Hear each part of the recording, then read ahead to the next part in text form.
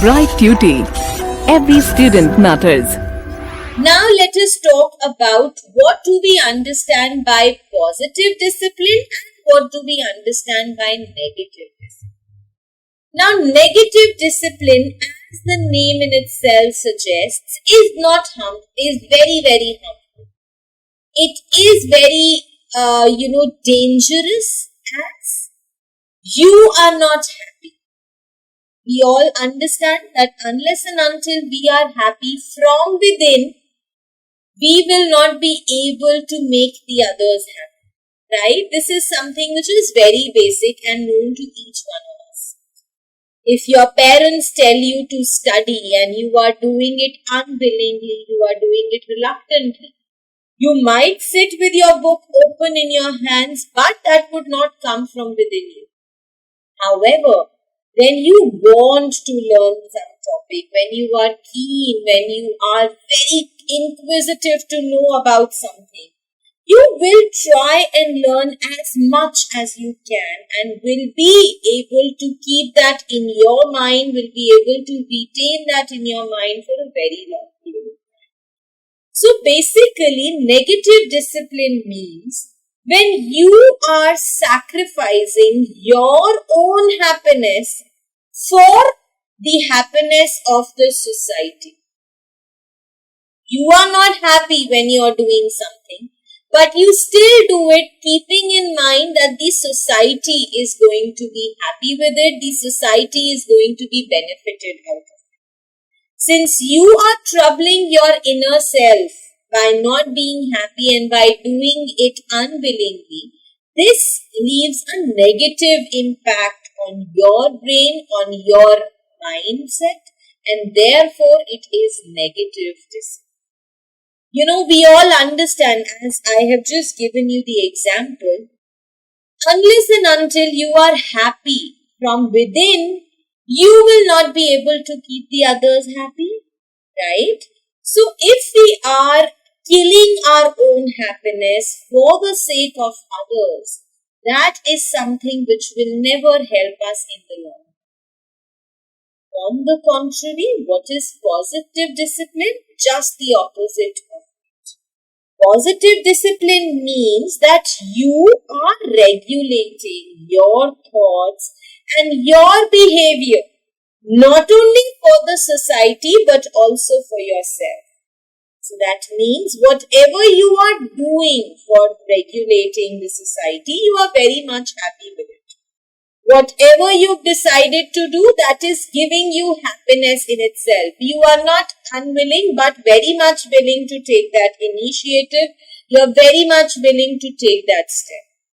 So basically, positive discipline means that you take care of the happiness of the others in the society, but at the same time you keep a positive attitude, because of which you yourself are very happy, and when you are very happy, you will be able to deliver happiness to the other people as well. So we can say that when we talk about positive discipline, happiness goes line in line with that. Without happiness, if discipline is there, it is negative discipline. And with happiness, when we keep in mind the discipline, then that is positive discipline. So this is the difference between positive as well as negative discipline. Now let us understand, what do we mean by free discipline? Now we know, as I told you, let us take the example of a school. You go to school. The moment your teacher leaves the class, you become very rowdy, start shouting, start jumping on the desk, start throwing things here and there. And the moment the teacher comes back, you are completely quiet. Now this kind of a discipline shows that you try to be in discipline only because of the fear of your teacher. Not because you have that from within. You don't want to be disciplined, You have to be because of your teacher. On the other hand, if even in the absence of teacher, you make sure that you are behaving as sensibly as you can, that is what free discipline means. When your actions are not controlled by an external person's behavior. When the actions of a student are not controlled by the action of a teacher. When the actions of a child are not controlled by the actions of the parents. That comes from within. That is what we mean by free discipline. Free discipline, the reason why the psychologists have brought up the concept of free discipline is because the narrower meaning of discipline talks about authority. Somebody ordering you, somebody being over your head all the time to ensure that you are in discipline. However, the modern psychologists believe that rather than an authoritarian view of discipline, discipline should come from within the person. That should not be controlled by any external factors. So when there is no interference from your teachers, from your parents, or from the others in the society, and whatever you are doing, whatever behavior you are displaying, whatever action you are doing is all because of yourself, as at the same time it is disciplined.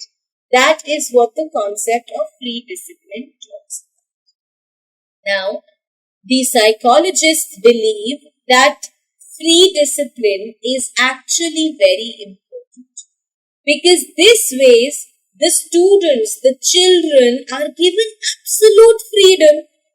They are left to adjust themselves according to the nature. There's no person who's over them, who's controlling them. Rather, they are controlling themselves on the basis of what is around them. A child who knows that in the class, he or she has to be civilized, while in the park, the child runs because you are playing, so you are running and you are jumping. So, depending on where you are, you know how to behave accordingly. That is what free discipline talks about. One, cannot order you in free discipline. You should do that. You should not do that. These two terms are never used when we talk about free discipline.